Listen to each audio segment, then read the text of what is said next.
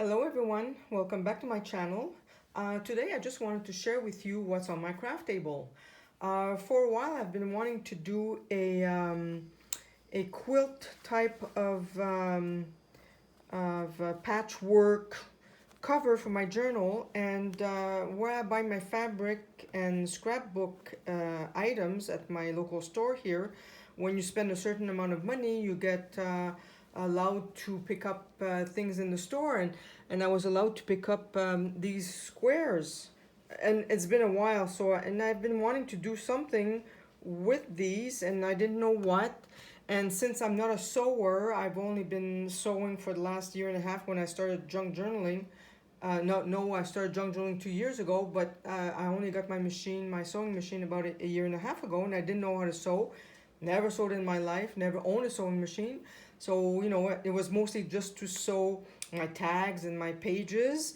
And so when I picked up those squares, I really wanted to do a patchwork quilt type fabric cover for a journal. So that's what I did this weekend, and I'm really, really happy the way it turned out. I just placed my squares so it would look good. Then I took a photo. Then I went to get my batting, and I just glued a little dollop of glue in the middle of each square. And then I sewed my lines and all around on batting. And then for the inside, I added, on top of the batting, I added Amazon packaging, so it's nice and crunchy. And then I just added another piece of cotton fabric.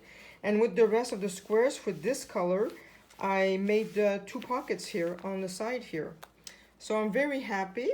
And for decoration on top here, yesterday I just used tissue paper, pattern tissue paper. And I made ruffles, and I just sewed them down. And for the closures, I just used the inside fabric, which I torn, and I just made and I did some crazy stitching on the closures, and that's what I'll be using for my cover. And it was supposed to be, originally, I decided to make myself a writing journal, and then I thought, this is all about sewing, so I'm going to make a sewing journal. And I've had these Tim Holtz stamps for a while, so I took them out, and I'm going to be using them in this journal. So this is, perfect. And I had printed on fabric some things already, so I just torn those out, and I'll be using that in this journal. And I've got my little ribbons here that I've had for a while also that I'll use. So I took out everything that I thought would be nice in this journal. And here for our Canadian listeners, I have a vintage Eaton's catalog, which is in 1901 to 1902.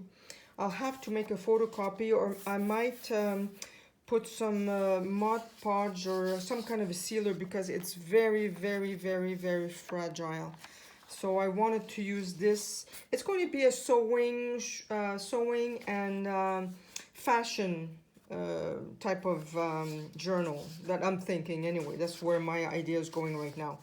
So that's what I'm thinking of doing, and I just wanted to share what I've been doing and what's going to be my next projects. So every time I do something or add to my journal, I've taken all my coffee dyed papers, all my other papers that I want to use on this, like I've got a bag that and another thing I tried printing on a glassine bag, and it turned out beautifully.